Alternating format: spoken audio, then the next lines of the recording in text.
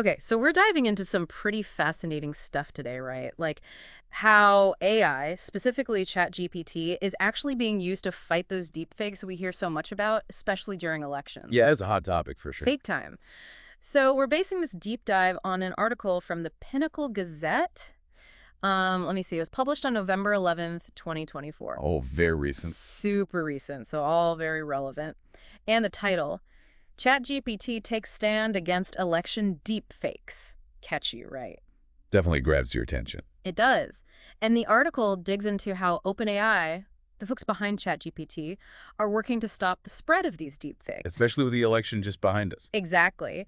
And get this, they blocked, are you ready for this? Over 250,000 requests to create deepfakes Right. just in the month leading up to the election. Wow, 250,000. Yeah. And we're talking deepfakes of major candidates, Trump, Biden, Harris, the whole crew. That's wild. Yeah. But it does make you wonder, like, how many got through? Right. Like, is that just the tip of the iceberg? And also, like, what are they doing to actually catch these things? Yeah, and how are these deepfake creators? Are they trying to outsmart the system?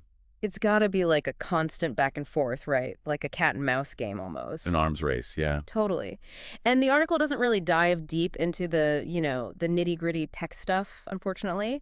But it does mention that OpenAI is doing more than just blocking. Oh, interesting. Like what?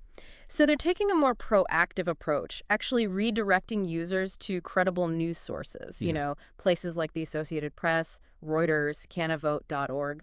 So basically steering them toward reliable election information. Yeah, exactly. Smart, right. Definitely. But is it, actually working? Like, are people even clicking through? Right. It's one thing to redirect, but are people changing their behavior? We need more data to really know the impact. For sure. But, it at least shows they're trying something new. It's a step in the right direction. Right. And they're definitely making a big deal about all of this, like how these actions are protecting the integrity of our elections. Yeah, almost like they're positioning themselves as the guardians of democracy. Totally. Smart PR move, if you ask me. It is. But it also raises questions about transparency.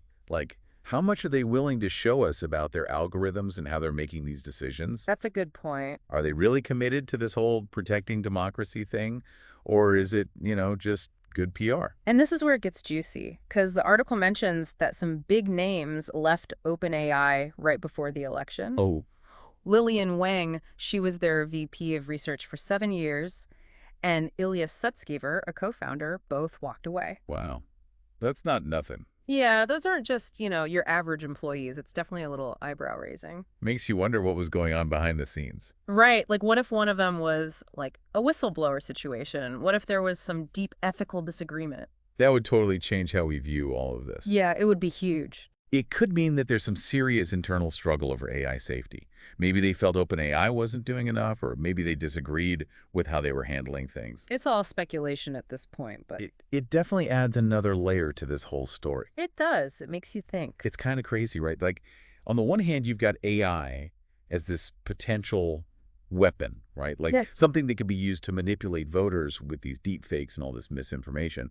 But then, And then the article talks about how AI could actually be used to, like, strengthen democracy. yeah, Which seems kind of counterintuitive considering everything we just talked about. right. So break it down for me. How could AI actually make elections better? Okay, well, think about some of the problems we see, right? Voter suppression, gerrymandering, all the misinformation floating around. AI could potentially tackle those head on. Okay. Like, imagine using AI to really dig into the data and find those barriers to voting, helping to ensure everyone has equal access. I mean, that makes sense, but couldn't that same data analysis also be used to, like, target and suppress certain voters? Oh, absolutely. It's a double-edged sword, for sure. It really depends on how the technology is developed and, more importantly, how it's used. The potential for good is there, but so is the potential for misuse. That's why we need those ethical guidelines, Yeah. and oversight. So it comes down to the people behind it. Exactly. Making sure AI systems are designed to be fair, transparent, accountable. And that means having lots of different voices in the room, challenging those assumptions, and always questioning the impact of this tech.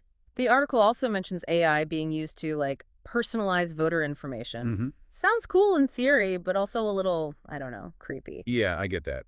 The idea is that AI could tailor information to individual voters, giving them the most relevant details about the candidates and the issues. But couldn't that just lead to more echo chambers and filter bubbles, where people are only seeing what reinforces their existing beliefs? That's a valid concern, absolutely. We don't want to create personalized propaganda machines, right? AI should be used to empower voters, give them different perspectives, reliable information, help them make informed decisions. So how do we get there? How do we make sure AI helps democracy and doesn't hurt it? It's a tough question. It's going to take a lot of work. We need those strong regulations and ethical frameworks, public awareness campaigns to educate voters, and ongoing research to understand the impact of all this. Sounds like a massive undertaking. It is. It's about changing how we approach elections in this digital age. This whole conversation has really made me think differently about AI. It's not just about, deep fakes and manipulation. It's also about the potential to empower voters. Right. It's a powerful tool. And like any tool, it can be used for good or for bad. So true. We've talked about a lot today, from the technical details of those deepfakes to the bigger picture of AI in elections. But before we wrap up, let's circle back to OpenAI and those big names who left right before the election. It's kind of like we're looking at this black box, right? OpenAI is pushing the boundaries of AI, but we're only seeing these little glimpses inside. Yeah, I see what you mean. And those people leaving, it's like cracks in that like perfect image. Maybe those cracks are showing us some deeper issues. Exactly. Yeah. Like on the one hand, they're saying they're fighting the good fight, trying Yeah. to stop deepfakes, but then you've got these like core members walking away. Makes you wonder. Yeah, like what if they thought OpenAI was too focused on just like pushing forward no matter what, not thinking enough about the ethics of it all. It's definitely possible. Yeah. Or maybe there were some serious disagreements about how to handle, you know, AI safety. Yeah. Like some people might have felt they weren't doing enough to protect things, Yeah. and others might have thought they were going too far, stifling innovation. It's a tough line to walk, right? Like you want to see what AI can do, but you also have to make sure it's not going to be used for, bad stuff. Totally. Yeah. And it's not just an open AI problem. It's something the whole AI industry is wrestling with. How do you balance progress with responsibility? Yeah. There's no easy answer. Nope. It's kind of like a mirror of the whole conversation we're having as a society about AI. Exactly. Huge potential, but also huge risks. And we're all still trying to figure it out. Absolutely. And I think those tensions at OpenAI, they really show just how complex this all is. It's not black and white. There's no easy fix. It's all about weighing those risks and benefits and trying to figure out what the unintended consequences might be. So where does this leave OpenAI? Tough to say. But one thing's for sure, they're under the microscope now.